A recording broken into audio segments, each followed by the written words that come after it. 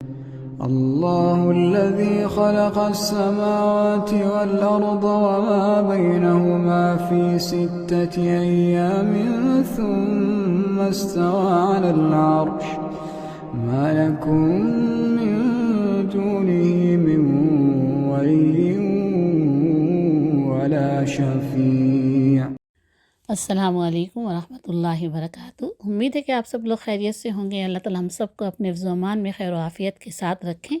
ہم پڑھ رہے ہیں سورہ البقرہ۔ ہم آیت نمبر 182 یعنی 182 تک پڑھ چکے ہیں۔ آگے پڑھتے ہیں، شروع کرتے ہیں ہم اللہ کا نام لے کر۔ اعوذ باللہ من الشیطان الرجیم، بسم اللہ الرحمن الرحیم۔ يا أيها الذين آمنوا كتب عليكم الصيام كما كتب على الذين من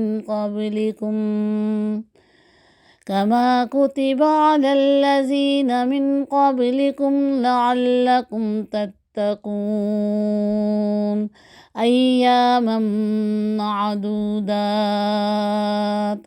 فمن كان منكم مريضا أو على سفر فعدة من أيام أخر،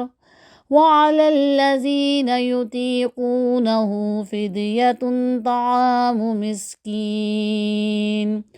فمن تطوع خيرا فهو خير له،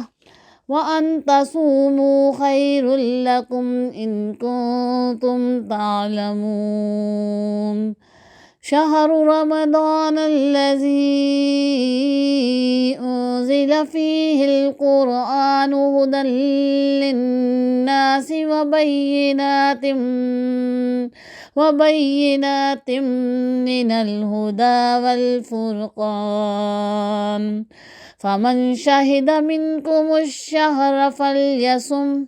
ومن كان مريضا أو على سفر فعدة من أيام أخر، يريد الله بكم اليسر ولا يريد بكم العسر، وَلِتُكْمِلُوا الْعِدَّةَ وَلِتُكَبِّرُوا اللَّهَ عَلَى مَا هَدَاكُمْ وَلَعَلَّكُمْ تَشْكُرُونَ۔ صدق اللہ العظیم۔ الحمدللہ رب العالمین، نحمدہ ونصلی علی رسولہ الکریم۔ یا رب لک الحمد کما ینبغی لجلال وجہک وعظیم سلطانک، رب اشرح لی صدری ویسر لی امری واحلل عقدۃ من لسانی یفقہوا قولی، رب زدنی علما رب زدنی علما رب زدنی علما، آمین۔ پہلے ہم اس کا ترجمہ پڑھتے ہیں۔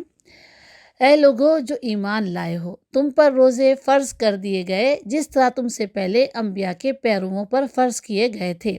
اس سے توقع ہے کہ تم میں تقویٰ کی صفت پیدا ہوگی۔ چند مقرر دنوں کے روزے ہیں۔ اگر تم میں سے کوئی بیمار ہو یا سفر پر ہو تو دوسرے دنوں میں اتنی ہی تعداد پوری کرے، اور جو لوگ روزہ رکھنے کی قدرت رکھتے ہوں پھر نہ رکھیں تو وہ فدیہ دیں۔ ایک روزے کا فدیہ ایک مسکین کو کھانا کھلانا ہے، اور جو اپنی خوشی سے کچھ زیادہ بھلائی کرے تو یہ اسی کے لیے بہتر ہے۔ لیکن اگر تم سمجھو تو تمہارے حق میں اچھا یہی ہے کہ روزہ رکھو۔ رمضان وہ مہینہ ہے جس میں قرآن نازل کیا گیا، جو انسانوں کے لیے سراسر ہدایت ہے اور ایسی واضح تعلیمات پر مشتمل ہے جو راہ راست دکھانے والی اور حق و باطل کا فرق کھول کر رکھ دینے والی ہیں۔ لہٰذا اب سے جو شخص اس مہینے کو پائے اس کو لازم ہے کہ اس پورے مہینے کے روزے رکھے، اور جو کوئی مریض ہو یا سفر پر ہو تو وہ دوسرے دنوں میں روزوں کی تعداد پوری کرے۔ اللہ تمہارے ساتھ نرمی کرنا چاہتا ہے، سختی نہیں کرنا چاہتا، اس لیے یہ طریقہ تمہیں بتایا جا رہا ہے تاکہ تم روزوں کی تعداد پوری کر سکو، اور جس ہدایت سے اللہ نے تمہیں سرفراز کیا ہے اس پر اللہ کی کبریائی کا اظہار اور اعتراف کرو اور شکر گزار بنو۔ اس سے پہلے جو ہم نے پڑھا، اللہ رب العالمین نے ہمیں بتایا تھا کہ اے لوگو جو ایمان لائے ہو، اللہ تعالیٰ نے ہمیں قتل کے بارے میں یعنی قصاص کے بارے میں بتایا، اور پھر ہمیں جو ہے وصیت کے بارے میں بتایا تھا۔ اللہ تعالیٰ نے بتایا ہمیں کہ جو لوگ قتل کر لیتے ہیں، جن سے قتل سرزد ہو جاتا ہے اور پھر ان کے اوپر جرم ثابت ہو جاتا ہے تو ان سے قصاص لیا جائے، یعنی جان کے بدلے جان۔ اگر کسی آزاد آدمی نے قتل کیا ہے تو اسی کو اس قاتل کو ہی قتل کیا جائے گا، اس کو موت کی سزا دی جائے گی۔ کسی غلام نے قتل کیا ہے تو وہ غلام ہی اپنی جو ہے اس عمل کی وجہ سے جو ہے اس کو موت کی سزا دی جائے گی۔ اور اگر کوئی عورت ہے جس نے قتل کیا ہے تو اس عورت سے ہی قصاص لیا جائے گا، یعنی اس عورت کو ہی قتل کیا جائے گا۔ ہاں، اگر کوئی ایسا شخص جو کہ مقتول ہے، جس کا قتل کیا گیا، اور اس کے خاندان والے قاتل کے ساتھ کچھ نرمی کرنا چاہیں، یعنی اس کی جان بخشی کرنا چاہیں، تو پھر ان کو خون بہا ادا کرنا ہوگا، یعنی قاتل کو خون بہا ادا کرنا ہوگا۔ تو یہ جو فیصلہ ہوگا جو عدالت کرے گی، یا پھر عدالتیں نہیں ہیں، قبائلی سسٹم ہے، تو وہاں پر جو ان کی پنچایت ہوتی ہے یا ان کے قبائل کے جو سردار یا ان میں جو مقرر کردہ افراد ہوتے ہیں وہ اس بات کا فیصلہ کریں گے۔ پھر اللہ تعالیٰ نے بتایا کہ قاتل کو چاہیے کہ وہ سچائی کے ساتھ اور اس کو جو ہے خون بہا کو ادا کرے، اور پھر ایک دوسرے پر کوئی زیادتی نہ کی جائے، یعنی قاتل جو ہے وہ خون بہا ادا کرنے میں جو ہے وہ ٹال مٹول نہ کرے، یا پھر ان کو تنگ نہ کرے، جن کا آدمی قتل کیا گیا مقتول کے خاندان کو تنگ نہ کرے، اور مقتول کا خاندان بھی ایسی کوئی زیادتی نہ کرے کہ خون بہا لے لیا اس کے بعد پھر کوئی انتقامی کارروائی کرے۔ تو اللہ تعالیٰ کہتے ہیں یہ اللہ کی طرف سے تمہارے لیے سزا میں کمی ہے اور رحمت بھی ہے۔ اللہ تعالیٰ کہتے ہیں لیکن عقل اور سمجھ رکھنے والوں کو یہ سمجھنا چاہیے کہ قصاص میں زندگی ہے، یعنی جان کے بدلے جان، کیونکہ اگر ایک قاتل کو سر عام جو ہے سزا دی جائے گی موت کی تو دوسرے لوگ خوفزدہ ہوں گے، عبرت پکڑیں گے، سبق حاصل کریں گے، اور معاشرے میں کوئی دوسرے کا بے گناہ قتل کرنے سے باز رہے گا، کوئی کسی کو مارنے سے باز رہے گا، یعنی لوگوں کی زندگیاں محفوظ ہو جائیں گی، کیونکہ لوگوں کو یہ علم ہو جائے گا کہ اگر ہم نے کسی کا قتل کیا تو اس کے بدلے میں ہمیں بھی اپنی جان دینی ہوگی۔ تو یہ چیز جو ہے اللہ تعالیٰ بتا رہے ہیں کہ اس میں تمہارے لیے زندگی ہے، یعنی معاشرتی زندگی کا بچاؤ ہے اس میں، اور لوگوں کی زندگیوں کا بچاؤ ہے۔ اگر قاتل کو سزا نہ دی جائے تو پھر معاشرے میں کوئی بھی اٹھ کر کسی کا بھی قتل کر دے گا، کیونکہ سزا نہیں مل رہی۔ تو اللہ تعالیٰ کہتے ہیں کہ امید ہے کہ تم قانون کی خلاف ورزی کرنے سے پرہیز کرو گے، یعنی اس قانون پر عمل کیا جائے گا۔ پھر اللہ تعالیٰ نے بتایا تھا کہ کسی کا موت کا وقت قریب ہے، یعنی جب کسی شخص کو یہ احساس ہو کہ وہ سخت بیمار ہو، کہ اپنے ٹھیک ہونے کی امید نہیں، یا پھر عمر کی ایسی حد کو پہنچ گیا کہ اب نہ جانے کب موت آ جائے، تو پھر اس کے پیچھے اگر مال وہ چھوڑ رہا ہو تو اسے چاہیے کہ اپنے والدین رشتہ داروں کے لیے معروف طریقے سے وصیت کرے۔ وصیت اس کے پورے مال کی ایک تہائی حصے کی جا سکتی ہے، یعنی مال کے 3 حصے کیے جائیں تو 1 حصے کی وہ وصیت کر سکتا ہے، 2 حصے جو ہوں گے وہ ہوں گے رشتہ داروں کے، وہ وارثوں کے جو کہ حق وارث ہیں، یعنی اس کی اولاد یا اس کی بیوی جو کہ وارث ہیں۔ یہ حق ہے متقی لوگوں پر، اللہ تعالیٰ کہتے ہیں ان لوگوں پر جو کہ اللہ سے ڈرتے ہوئے اپنی زندگی گزارتے ہیں، جو کہ اللہ کے حکم کی فرما برداری کرتے ہیں، وہ تقوی اختیار کیے ہوئے متقی لوگ ہیں، وہ اللہ کا حق پہچانتے ہیں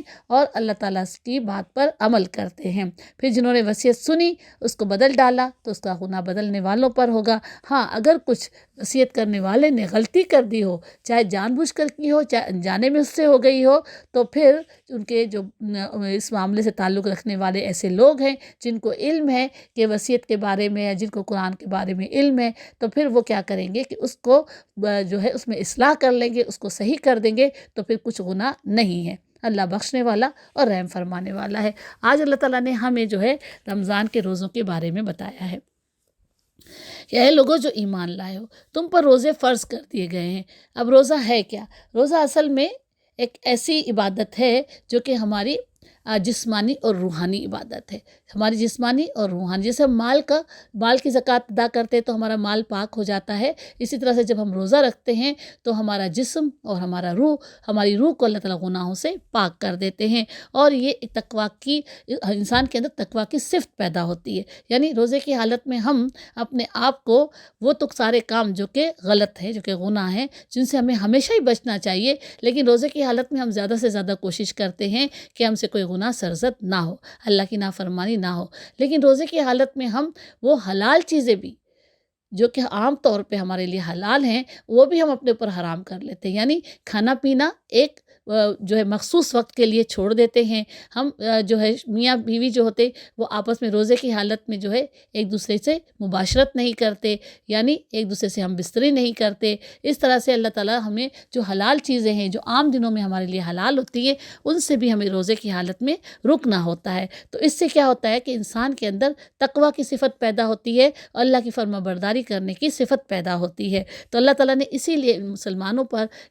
جو ہے روزے فرض کیے ہیں. لیکن اللہ تعالیٰ کہتے ہیں جس طرح تم سے پہلے انبیاء کے پیرووں پر فرض کیے گئے تھے، پہلے بھی جتنے انبیاء گزر چکے ہیں ان کی امتوں پر بھی روزے فرض کیے گئے تھے. لیکن وہی ہے کہ عبادتوں میں تھوڑا سا اختلاف تھا، تھوڑی سی عبادتیں مختلف تھیں. ان کے روزے کس طرح کے ہوتے تھے یہ ہمیں علم نہیں ہے. ہمیں صرف یہ پتہ ہے کہ جو ہم اب روزے رکھتے ہیں، اللہ تعالیٰ نے پیغمبر صلی اللہ علیہ وسلم کو جو حکم دیا، انہوں نے جو طریقہ کار سکھایا، ہم اسی طریقہ کار پر جو ہے وہ عمل کرتے ہوئے صبح صادق سے پہلے اٹھ کر ہم رات کو کھانا کھا لیتے جسے سحری کہتے ہیں، اور پھر صبح صادق کے وقت ہم جو ہے کھانا پینا چھوڑ دیتے ہیں، اور پھر فجر کی نماز ہوتی ہے. اس کے بعد جب سورج غروب ہونے لگتا ہے تو اس وقت ہم جو ہے اپنا روزہ افطار کرتے ہیں. پھر ہم کھاتے پیتے ہیں، اپنا روزہ افطار کرتے ہیں، اور پھر اللہ تعالیٰ کہتے ہیں کہ روزے تم پر اس لیے فرض کیے گئے ہیں، اس سے توقع ہے کہ تم میں تقویٰ کی صفت پیدا ہوگی، یعنی تمہیں اپنے آپ کو گناہوں سے بچنے کی صفت پیدا ہوگی اور تم اپنے آپ کو گناہوں سے بچا سکو گے. چند مقرر دنوں کے روزے ہیں. اللہ تعالیٰ کہتے ہیں چند مقرر دنوں کے روزے ہیں، یعنی آپ لوگوں پر رمضان کے روزے فرض کیے گئے ہیں. رمضان کا مہینہ بابرکت مہینہ ہے جس میں قرآن بھی نازل ہوا، اور اسی مہینے میں چاند دیکھ کر، رمضان کا چاند دیکھ کر ہم جو ہے روزہ رکھنا شروع کرتے ہیں. پھر کسی مہینے میں 29 ہوتے ہیں، اور کبھی کبھی رمضان کے مہینے میں 30 دن بھی ہوتے ہیں، یعنی دوسرا چاند نظر آنے تک ہم روزے رکھتے ہیں. جب دوسرا چاند نظر آتا ہے یعنی شوال کا چاند نظر آتا ہے تو ہم روزہ رکھنا چھوڑ دیتے ہیں، کیونکہ وہ ہماری عید کا دن ہوتا ہے. تو اللہ تعالیٰ کہتے ہیں چند مقرر دن ہیں، ان میں تم اپنے رب کی اس جو تم پر جو عبادت فرض کی گئی ہے تو اس عبادت کو پورا کرو. اگر تم میں سے کوئی بیمار ہو یا سفر پر ہو تو دوسرے دنوں میں اتنی ہی تعداد پوری کر لے. اللہ تعالیٰ کہہ رہے ہیں کہ اگر تم میں سے کوئی بیمار ہو یا کوئی سفر پر ہو تو اسے چاہیے کہ اپنا روزہ چھوڑ سکتا ہے اور پھر دوسرے دنوں میں اس تعداد کو پورا کر سکتا ہے. اور جو لوگ روزہ رکھنے کی قدرت رکھتے ہوں پھر نہ رکھیں تو وہ فدیہ دیں. یہ پہلا حکم آیا تھا کہ جو لوگ فدیہ دے سکتے ہیں، یعنی ہمت بھی رکھتے ہیں روزہ رکھنے کی لیکن روزہ نہ رکھیں. ہمت ہے روزہ رکھنے کی، سفر پہ بھی نہیں ہے، بیمار بھی نہیں ہے، لیکن اس کے باوجود روزہ نہ رکھے تو وہ فدیہ دے. اور وہ فدیہ کیا تھا؟ ایک روزے کا فدیہ ایک مسکین کو کھانا کھلانا. اللہ تعالیٰ کہہ رہے ہیں ایک روزے کا فدیہ ایک مسکین کو کھانا کھلانا ہے. اور پھر جو اپنی خوشی سے کچھ زیادہ بھلائی کرے تو اسی کے لیے بہتر ہے، یعنی ایک کی بجائے 2 مسکین کو بھی کھلا دے تو زیادہ کھانا کھلا دے، 2 لوگوں کو کھلا دے تو جتنی زیادہ بھلائی کرے گا اللہ کے نظر میں اتنا ہی زیادہ محبوب ہوگا. لیکن اس کے بعد جو تھا یہ حکم آ گیا تھا کہ جس کو جس کی اندر ہمت ہے روزہ رکھنے کی وہ روزہ ضرور رکھے. اب روزہ نہیں چھوڑنا ہے. پہلے تو یہ حکم آیا تھا کہ جو استطاعت رکھتے ہوئے، ہمت رکھتے ہوئے بھی روزہ نہ رکھے تو وہ مسکین کو کھانا کھلا دے. اصل میں بات یہ ہے کہ اللہ تعالیٰ نے جب بھی پیغمبر صلی اللہ علیہ وسلم پر قرآن نازل کیا تو قرآن نازل جب ہو رہا تھا تو اس دوران کیا تھا کہ وہ تمام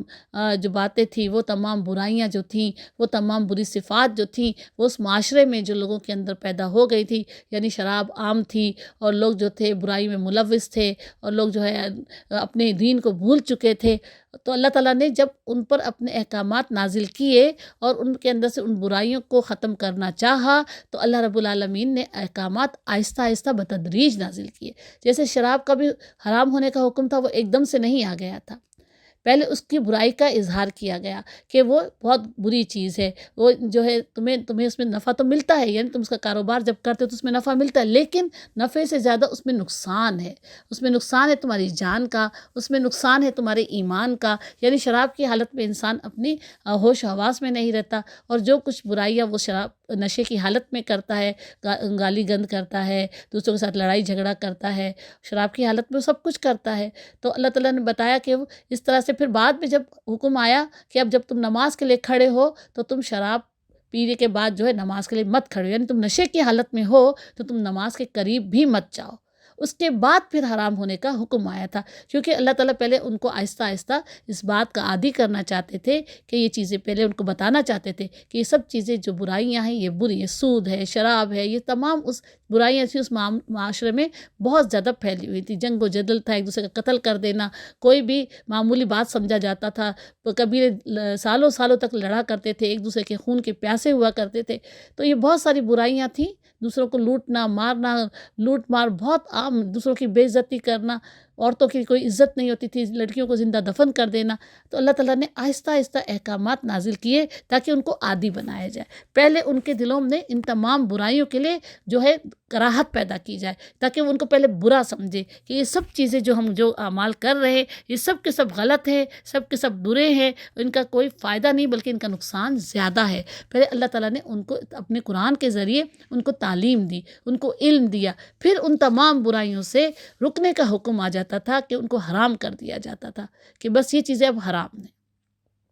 جیسے ہمیں قرآن سے ملتا ہے، اللہ تعالیٰ نے بتایا سور کا گوشت حرام ہے، مردار جانور کھانا حرام ہے، بہتا ہوا خون کھانا حرام ہے، کسی اور کے نام پہ قربانی کی گئی ہو تو اس کا گوشت کھانا حرام ہے، کسی اور کے نام پہ کوئی کھانا بنایا گیا ہو تو وہ حرام ہے۔ اس طرح سے شراب کی حرام ہونے کا حکم آیا، اس طرح سے سود کے حرام ہونے کا حکم آیا، جوا کھیلنا اس کے حرام ہونے کا حکم آیا، اس طرح سے اللہ تعالیٰ نے بتایا فال لینا یا پھر اپنے بتوں کے نام پہ چڑھاوے چڑھانا، اس طرح کی بہت ساری جو بھی چیزیں تھیں اللہ تعالیٰ نے ان کو پھر حرام کر دیا۔ یہ سب کچھ حرام ہے۔ پھر اللہ تعالیٰ نے جو ہے آہستہ آہستہ پہلے ان کے دلوں میں ان کے لیے کراہت پیدا کی کہ یہ سب چیزیں غلط ہیں، برائیاں ہیں، تمہیں اللہ سے دور کریں گی، تمہیں اپنے دین سے دور کریں گی۔ ایمان لانے والوں کے دلوں میں اس کے لیے کراہت پیدا کی اور پھر بعد میں جو ہے ان چیزوں کو حرام کر دیا گیا۔ اسی طرح سے جب اللہ تعالیٰ نے کوئی ایسے احکامات نازل کیے کہ آپ کو روزہ رکھنا ہے، آپ کو 5 وقت کی نماز پڑھنی، تو اس کے لیے بھی شروع میں ایسے ہی تھا، پہلے 2 وقت کی نماز پڑھی جاتی تھی، اس کے بعد 5 وقت کی نماز کا حکم آیا۔ اسی طرح سے روزہ رکھنے میں بھی یہی تھا کہ پہلے پیارے صلی اللہ علیہ وسلم نے ہر مہینے 3 روزے رکھنے کا حکم دیا مسلمانوں کو، جو ایمان والے تھے ان کو ہر مہینے 3 روزے رکھنے کا حکم دیا۔ اس کے بعد جب وہ تھوڑا سا اس روزے رکھنے کے عادی ہوئے تو پھر اللہ تعالیٰ نے جو ہے یہ حکم نازل کیا کہ اب رمضان کے مہینے میں تم روزے رکھو گے۔ اس میں بھی یہ تھا کہ استطاعت ہوتے ہوئے بھی بہت سارے لوگ نہیں رکھتے تھے، تو ان کے لیے یہ تھا کہ ایک مسکین کو جو ہے وہ کھانا کھلائیں گے، اس روزے کا فدیہ ہے۔ جن کے پاس مال نہیں ہوتا تھا وہ روزے رکھتے تھے، جن کے پاس مال ہوتا تھا تو وہ روزہ رکھنے سے اجتناب بھی کر لیا کرتے تھے۔ لیکن بعد میں یہ فرض ہو گیا کہ نہیں، اب پورے مہینے کے روزے تم نے رکھنے ہیں۔ اس روزے فرض سے صرف وہ لوگ بری الذمہ ہوں گے جو کہ سفر میں ہوں، جو کہ بیمار ہوں، یا کوئی خاتون ہے جو کہ حمل سے ہے اور اس کے لیے روزہ رکھنا مشکل ہے، بہت جو ہے اس کے لیے پریشانی کا سبب بن سکتا ہے، یا وہ خاتون جو اپنے بچے کو دودھ پلا رہی ہے اور اس کو نکاہت ہو جاتی ہے اور روزہ نہیں رکھ سکتی ہے، اس کے لیے پھر یہ حکم آ گیا تھا کہ وہ بعد کے دنوں میں یعنی رمضان گزر جائے اور وہ بیماری سے شفا یاب ہو جائے، یا پھر جب سفر سے لوٹ آئے اور پھر اس کو جو ہے رمضان کے بعد، عید کے بعد جو ہے وہ اپنے وہ روزے پورے کرے۔ حاملہ خاتون بھی جب فارغ ہو جائے اپنے حمل سے، یعنی بچہ جو ہے پیدا ہو جائے، تو پھر وہ روزے پورے کرے، اور اس کے بعد وہ خاتون بھی جو اپنے بچے کو دودھ پلا رہی تھی اور روزے نہیں رکھ سکی تو بعد میں اس گنتی کو پوری کرے۔ گنتی کو پورا کرنا ضروری ہے، اور یہ جو ہے اللہ تعالیٰ بتا رہے ہیں نا کہ جو اپنی خوشی سے کچھ زیادہ بھلائی کرے تو اسی کے لیے بہتر ہے، یعنی وہ اپنے چھوڑے ہوئے روزے بھی رکھے، اور پھر اگر زیادہ بھلائی کرنا چاہے تو مسکینوں کو کھانا کھلائے تو وہ بھی بہتر ہے، یا پھر جیسے ایک مسکین کو کھانا کھلانے کا حکم ہے ایک روزے کے بدلے میں تو 2 مسکینوں کو کھانا کھلا دے۔ تو اللہ تعالیٰ کہتے ہیں جو زیادہ بھلائی کا کام کرے گا تو اللہ تعالیٰ کہتے ہیں وہ اسی کے حق میں بہتر ہوگا، تو اللہ تعالیٰ اس کو ہی بڑا چڑھا کر اجر عطا کریں گے۔ لیکن اگر تم سمجھو تو تمہارے حق میں اچھا یہی ہے کہ روزہ رکھو۔ اللہ تعالیٰ کہتے ہیں صرف مسکین کو کھانا کھلا دینا، یہ فدیہ ادا کر دینا یہ کافی نہیں ہے، زیادہ بہتر یہی ہے کہ تمہیں اپنے روزے کی گنتی پوری کرنی ہے۔ اس بات میں حکم آ گیا تھا کہ تمہیں اپنے روزے کی پوری جو ہے وہ گنتی پوری کرنی ہے۔ رمضان وہ مہینہ ہے جس میں قرآن نازل کیا گیا۔ اللہ تعالیٰ فرما رہے کہ رمضان وہ مہینہ ہے جس میں قرآن نازل کیا گیا، جو کہ ہم پڑھتے ہیں انا انزلناہ فی لیلۃ القدر۔ اللہ تعالیٰ نے قرآن کو لیلۃ القدر میں نازل کیا، اور ہم سب کو علم ہے لیلۃ القدر کب آتی ہے؟ رمضان کے مہینے میں آتی ہے، اور رمضان کے مہینے میں یہ ایک ایسی بڑی رات ہے جس میں ہمارے گناہ معاف کیے جاتے ہیں، جس کی عبادت کا ثواب جو ہے وہ کئی ہزار مہینوں کے برابر ہے۔ تو اللہ تعالیٰ ہمیں بتا رہے ہیں کہ رمضان وہ مہینہ ہے جس میں کہ اللہ نے قرآن نازل کیا، جو انسانوں کے لیے سراسر ہدایت ہے اور ایسی واضح تعلیمات پر مشتمل ہے جو راستہ دکھانے والی اور حق و باطل کا فرق کھول کر رکھ دینے والی ہیں۔ اللہ تعالیٰ کہتے ہیں کہ اس قرآن میں ایسی واضح ہدایات ہیں، ایسی واضح آیات ہیں جو کہ تم آسانی کے ساتھ سمجھ سکتے ہو، اس کو سمجھنے میں کوئی ٹیڑھ نہیں ہے کہ تم آرام سے یہ احکامات اللہ کے جو ہے پڑھ کر سمجھ سکتے ہو کہ اللہ تعالیٰ بتا رہے کہ یہ تمہیں سیدھا راستہ دکھانے والی آیات ہے، یہ تمہارے لیے حق ہے، تمہارے لیے ہدایت ہے، تمہارے لیے اس میں بہت سی نصیحت ہے۔ جو اس قرآن کو سمجھ کر پڑھنا چاہے وہ سیدھے راستے کو پانے میں کوئی مشکل نہیں آتی، اس کو سیدھا راستہ اس کو آسانی کے ساتھ مل جاتا ہے، اس کو مل جاتا ہے کہ مجھے کیا کرنا ہے، مجھے کیا نہیں کرنا ہے، مجھے اللہ نے کن باتوں کا حکم دیا ہے اور کن کاموں سے روکا ہے۔ تو اللہ تعالیٰ کہتے ہیں کہ حق اور باطل کا فرق کھول کر رکھنے والی ہے، یعنی تمہیں پتہ چل جائے گا سچائی کیا ہے اور جھوٹ کیا ہے، یعنی شرک، کفر اور منافقت اور ایمان والوں کے درمیان جو فرق ہے اس کو وہ کھول دیتی ہے کہ مومن کیسا ہونا چاہیے اور جو کافر اور مشرک اور منافق ہیں وہ کیسے ہیں۔ اللہ تعالیٰ ہمیں اس قرآن کے ذریعے بتا دیتے تاکہ ہم اپنا بھی جائزہ لیں کہ وہ لوگ جو کہ کفر اور شرک اور منافقت میں مبتلا تھے، جو وہ اعمال کر رہے تھے، ان اعمال میں اور ہمارے اعمال میں کیا فرق ہے۔ کیا ہم مسلمان بھی ویسے عمل تو نہیں کر رہے؟ کیا ہمارا شمار بھی تو ان لوگوں میں نہیں ہو رہا؟ کیونکہ آج مسلمان اپنی راہ راست سے بھٹک چکا ہے، مزاروں پر حاضری دے رہا ہے، تعویذ گنڈے کر رہا ہے، بدعات میں پڑ گیا ہے، گمراہی کے راستے پر چل نکلا ہے، غیر مسلموں کی تقلید کر رہا ہے، آنکھیں بند کر کے اس راستے پر چل رہا ہے، لیکن ہم قرآن کے راستے پر نہیں چل رہے۔ تو یہ قرآن ہمیں اپنا محاسبہ کرنا سکھاتا ہے، اپنی جانچ کرنا سکھاتا ہے۔ ہم اپنی جانچ پڑتال اس قرآن کی واضح آیات کی روشنی میں کر سکتے ہیں، یہ ہمیں روشنی دکھاتا ہے۔ اللہ تعالیٰ کہتے ہیں کہ یہ واضح تعلیمات پر مشتمل ہے، لہٰذا اب سے جو شخص اس مہینے کو پائے اس کو لازم ہے کہ اس پورے مہینے کے روزے رکھے۔ اللہ تعالیٰ کہہ رہے ہیں کہ اب جو شخص زندگی میں جب بھی اس کی زندگی میں رمضان کا مہینہ آئے تو چاہیے اسے کہ اس پورے مہینے کے روزے رکھے۔ اب یہ فرض ہے پورے مہینے کے روزے رکھنا۔ ہاں اگر تم میں سے کوئی مریض ہو یا سفر پر ہو تو دوسرے دنوں میں روزوں کی تعداد پوری کرے، یعنی جو سفر پر گیا ہے تو وہ سفر اس کا لمبا ہے اور راستے میں وہ روزہ رکھنے کے قابل نہیں، گرمی ہے، موسم کی شدت ہے، لمبا سفر ہے، تو وہ اپنے روزے چھوڑ سکتا ہے، اللہ تعالیٰ نے اجازت دی ہے۔ یا پھر وہ شخص جو کہ بیمار پڑ جائے اور روزہ نہ رکھ پائے تو اسے بھی اجازت دے دی گئی ہے کہ وہ روزہ چھوڑ دے۔ یا پھر حاملہ خاتون یا دودھ پلانے والی خاتون، اس کو کوئی مشکل پیش آ رہی ہے تو اس کو جو ہے وہ نکاہت یا کمزوری محسوس ہو رہی ہے تو وہ بھی روزہ چھوڑ سکتی ہے، لیکن بعد کے دنوں میں اپنی روزوں کی گنتی کو پورا کرے گی۔ یعنی اگر رمضان میں کسی شخص نے 2 روزے چھوڑے، 4 چھوڑے، 6 چھوڑے، جتنے بھی چھوڑے،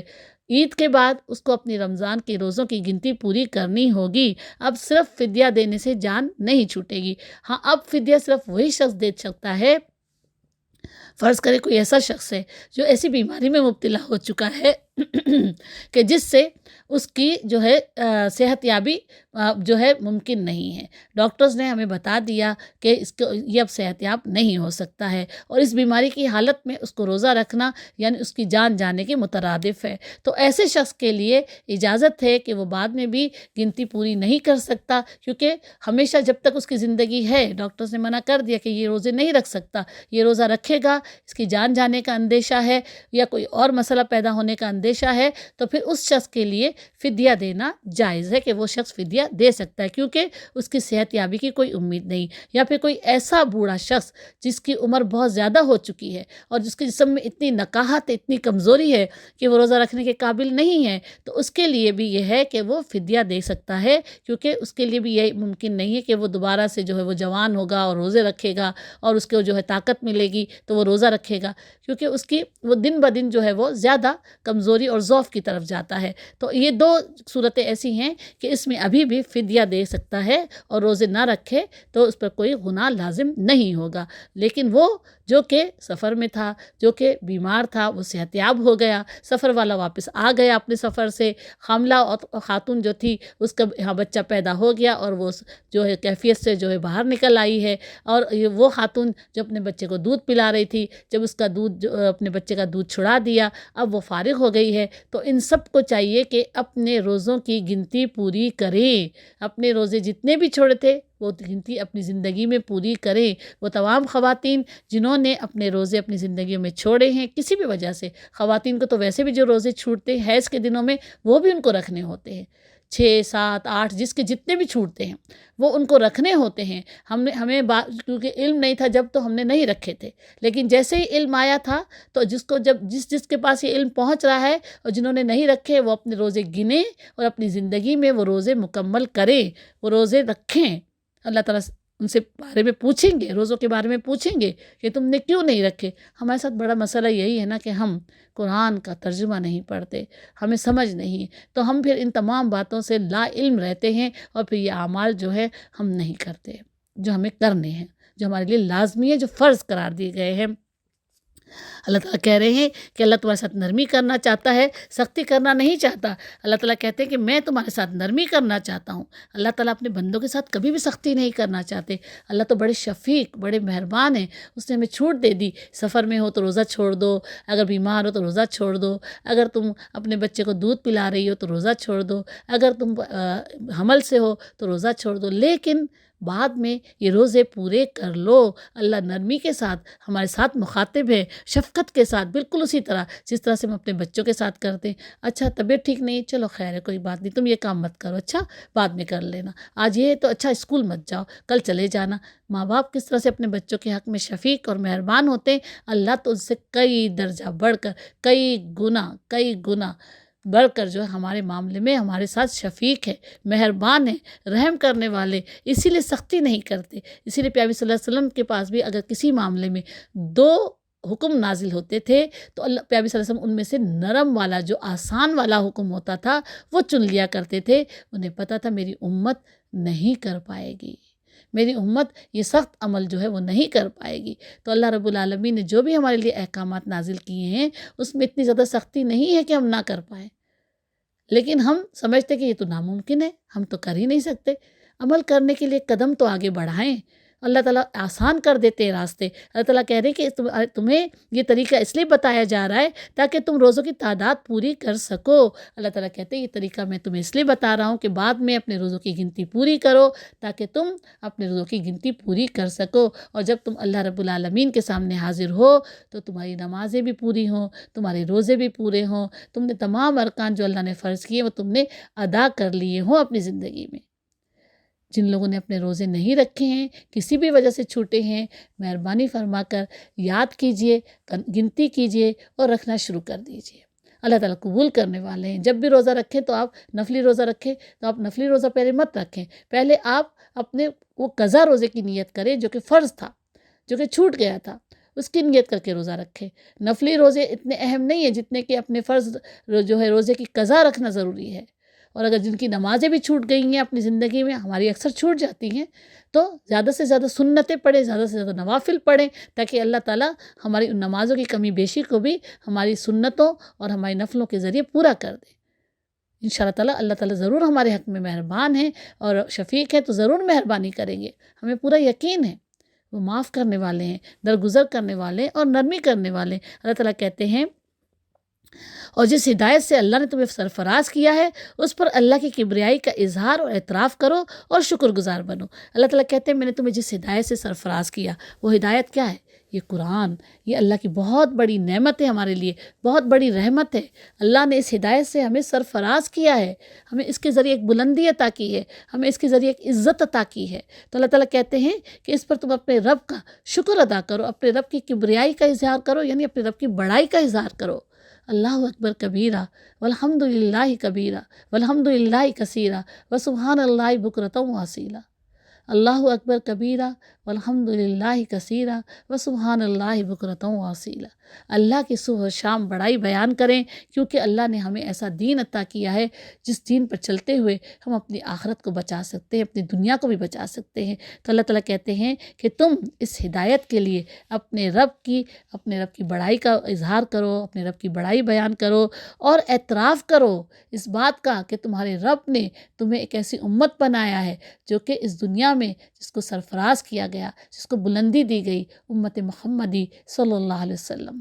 اس سے پہلے اللہ تعالیٰ نے بنی اسرائیل کو فضیلت عطا کی تھی، لیکن انہوں نے اللہ کی اس فضیلت کا غلط مطلب لیا، انہوں نے اللہ کی اس فضیلت کی قدر نہیں کی جو اللہ نے انہیں عطا کی تھی، جو ہم سورہ بقرہ میں پڑھا نا شروع میں، اللہ تعالیٰ بار بار یاد دلا رہے یا بنی اسرائیل اذکروا نعمتی التی انعمت علیکم وانی فضلتکم علی العالمین، یاد کرو بنی اسرائیل کہ میں نے تمہیں کیا نعمت عطا کی تھی، کہ تمہیں دنیا کی تمام قوموں پر فضیلت دی تھی، میری اس نعمت کو یاد کرو۔ آج وہ نعمت اللہ نے ہمیں عطا کی ہوئی ہے، ہمیں امت محمدی کو سرفراز کیا ہوا ہے اس دنیا میں، تو ہمیں کیا کرنا ہے؟ ہمیں اس نعمت کا اعتراف کرنا ہے، اس کو ماننا ہے دل سے، اور پھر اپنے رب کا شکر ادا کرنا ہے۔ اور رب کا شکر ادا کرنا کیا ہے؟ رب کا شکر ادا کرنا اس کی فرما برداری کرنا ہے۔ رب کا شکر ادا کرنے کا مطلب ہے کہ اس کی فرما برداری کی جائے۔ اب روزے کی حالت میں ہمیں کیا کام کرنے چاہیے، میں تھوڑا سا بتا دیتی ہوں۔ روزے کی حالت میں ہمیں اپنی تمام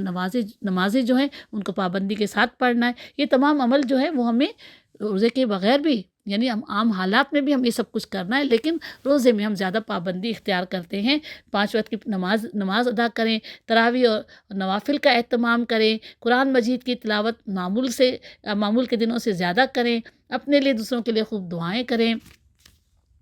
کثرت سے استغفار کریں، اللہ تعالیٰ کا ذکر اپنی زبان پر جاری رکھیں، اچھی کتابوں کا مطالعہ کریں، اللہ کی محبت میں پوشیدہ صدقہ کریں، نیکی کے کاموں میں بڑھ چڑھ کر حصہ لیں، اپنے غصے پر قابو رکھیں، لوگوں کی زیادتیوں کو معاف کر دیں، لڑائی جھگڑا نہ کریں، غیبت اور چغلی میں شامل نہ ہوں، فتنہ و فساد کا حصہ نہ بنیں، بدگمانی اور تجسس سے پرہیز کریں، جھوٹ و بہتان تراشی سے بچیں، بد زبانی اور گالی گلوچ سے زبان کو آلودہ نہ کریں، فحاشی اور بے حیائی کے تمام کاموں سے پرہیز کریں، کینہ اور حسد سے دل کو صاف رکھیں، بغض و عناد کو دل میں جگہ نہ دیں۔ یہ سب چیزیں جو ہیں ہمیں عام دنوں میں بھی کرنی ہے، یہ صرف یہ نہیں کہ ہمیں روزے کی حالت میں کرنی ہے، ہمیں عام دنوں میں بھی کرنی ہے، لیکن روزے میں جب ہم رمضان کا ایک پورا مہینہ یہ سارے عمل کریں گے تو یہ ہماری ٹریننگ ہوتی ہے، پھر ہم اس پر ہی کاربند رہیں گے تو ہماری زندگیوں سے برائیاں نکل جائیں گی انشاءاللہ۔